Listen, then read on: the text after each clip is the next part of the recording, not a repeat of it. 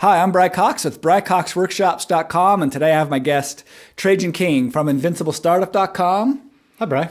Hey, so today we're going to answer a question about how to recover from burnout and how to treat burnout from work. But before we mention that, I just want to mention, of course, I have a full website with tons of courses, hours long, each of them, on lighting, workflow, sales, business, things like that. At my website, BryCoxWORKSHOPS.com. And Trajan, too, has... If you haven't checked out Bry's videos, he's got tons of content for photographers and business people running a photography business. If you want more information about marketing, come over to InvincibleStartup.com. Check out both of our sites, and whatever is below this video, hit subscribe to. Yeah, Facebook, YouTube, whatever. And if you're listening to it on iTunes, then please subscribe to the podcast. Yeah, and give us a good rating. Yeah, 5 stars is all it takes. Yeah, that's all we ask. Okay, so the question is, how do you recover from burnout? And honestly, there are many weeks when I work more than 40 hours a week. 41, 45. Yeah. Whatever it takes. Because I'm self-employed, and people think self-employed is sitting back, smoking cigars, and just living the good life and taking vacations whenever you want. But really, I mean, that's Trajan's life. Well, the great thing about being self-employed is you have the freedom to work any 12 hours of the day you want. Exactly. Yeah, that's the old joke. Right. Yeah, and so you get burnout because there's the old saying that if you do work you love, you never work a day in your life. That's only true the first year. After that, everything, no matter how much you love it, there's still work involved. It still is work. Right. And so as an artist, I feel like my way of breaking up the burnout is to do other artistic things and getting away from photography and making photography fun. So for instance, I like cooking. I like making dinner and just, being creative in the kitchen and coming up with something out of my fridge and making something really good. Yeah, I do the same thing.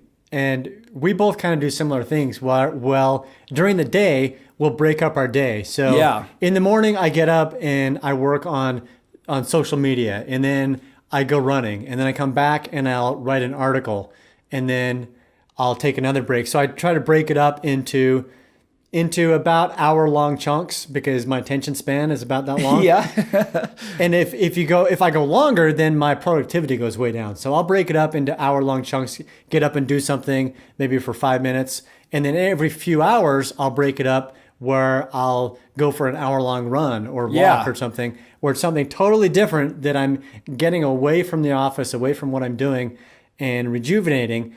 And then I'm trying to more focus my day into specific hours, because one of the things that can lead to burnout when you work for yourself, especially if you work at home, is that you can work anytime. Yeah, and so you do work. You just continue working. Right. Yeah. So the principle is that the time you allot or allow for your work is going to expand to fill that. So if you say mentally, well, I work at home so I can work anytime, you're going to work from sunrise to sundown. But if you set parameters and say, I'm going to work only from 9 to 5 like a regular business, and then or close 9 to 3 and then close, then you're going to force yourself to get that 12 hours of work done. That's true. I believe that. Yeah. In actually 8 hours. Yeah, that is true. I also, going back to the exercise thing, I'm a big believer in exercising a little something every day. For me, it's easier in the middle of the day. That's my slowest time, and also breaks up the first half of my day and the second half. Yeah. So I'll work for a while and I go, okay, I just got to get some sunlight, get outside. I'll go run for some miles, whatever, come back, maybe work out in the gym, and then get back to work again. And now it feels like a whole nother day. Right. So I can go longer. You're rejuvenated. You've got those endorphins. Yeah. But I also do have to at some point say, at some point, I'm just done. And then I also have a side job, which is recording videos like this and working on videos. So last night, I was actually recording videos up till 3 a.m. I went to bed about 3 a.m. So recording videos for my upcoming sales DVD. So, and that takes time because it's just, everything's just time. But it's not something I can do during my normal schedule. Well, there are 2 types of burnout, I think. There's the physical burnout and the mental burnout. Yeah. Physical burnout, it really helps to get up, walk around every hour, go on a run, do things that get your body moving all the time. And mental burnout, it comes about when I think that you're frustrated. You're not feeling like you're having success. You feel things are out of control. And the way to recover from that or prevent that is to schedule things. Have a set schedule, have a plan that you're executing on. There's nothing worse than waking up in the morning, sitting at your desk and thinking, what should I do now? I'm stuck. Yeah. I don't have enough clients. I'm not making enough money. What should I do next? If you step back and create a plan for the month or the quarter or even the day, and you execute on that plan and you put it on your calendar that every morning from 9 to 9:30, you're going to do this one thing. Yeah. And then 9:30 to 11, you're going to write articles or whatever it is. Then that takes a lot of the mental stress off of your shoulders. So you don't have to worry about that. It's kind of like Mark Zuckerberg and Einstein and other people wear the same clothes every day. Look it up and you'll notice that Mark Zuckerberg is always wearing the same shirt. A lot of artists that are like really good artists. Yeah. They have like 3 outfits that they just constantly rotate through. Yeah, they do that because they want to just focus on what it is they're doing in their business. Eliminate other decisions. Yeah, eliminate everything. It seems a little bit silly to me, but they are so focused on what they're doing is they don't even want to decide what shirt to wear in the morning. So you don't have to be that extreme, but you can eliminate a lot of that stress and thinking if you just schedule out what you're going to do every single day and have a plan of what you want to accomplish, what milestones you want to achieve every day. I have a photographer I took a workshop from and on marketing. He's a really big marketer. That was his thing. That was probably his strong point was marketing. And he brought in a ton of business. And probably the biggest thing I got out of his whole workshop was that he spends 2 hours a day marketing. And I'd be like, doing what? Like, doing what every day? And he's like, every day from this time to that time, I sit down and I go, what can I do today? And he makes calls and he calls past clients and he's coming up with a list of things to do and he's building mailers and he's just constantly basically on the phone calling for 2 hours, and nowadays we could add to that like things like blog posts and what are you doing to get stuff out constantly. If you think about that, like that gobbles up a lot of time. Right, but he understands that was his most important time of the day, he felt. Yeah, and it's our nature, it's human nature, especially in work, to gravitate toward the things that you like to do. Yeah. And if you don't have anybody to be accountable for, then you're going to gravitate toward the things that you like to do, which aren't necessarily the things that you need to do. So by scheduling it like he does, he's scheduling the things that he needs to do to make sure that they get done. And he's sitting at his desk for 2 hours.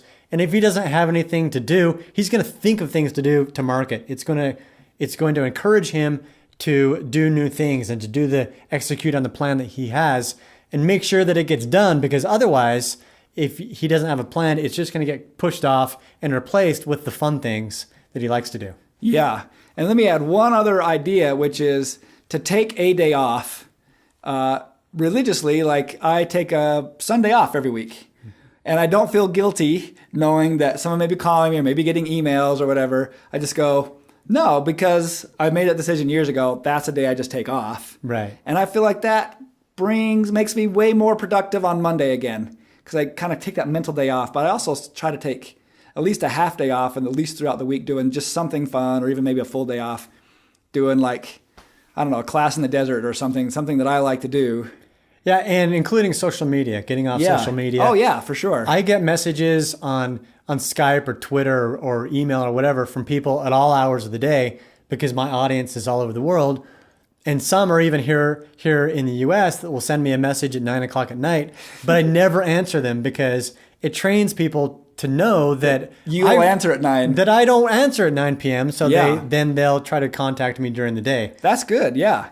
So maybe to recap, avoid things like news, TV, dysfunctional, negative things, social media, take days off, do other creative things that you like to do. Have a hobby.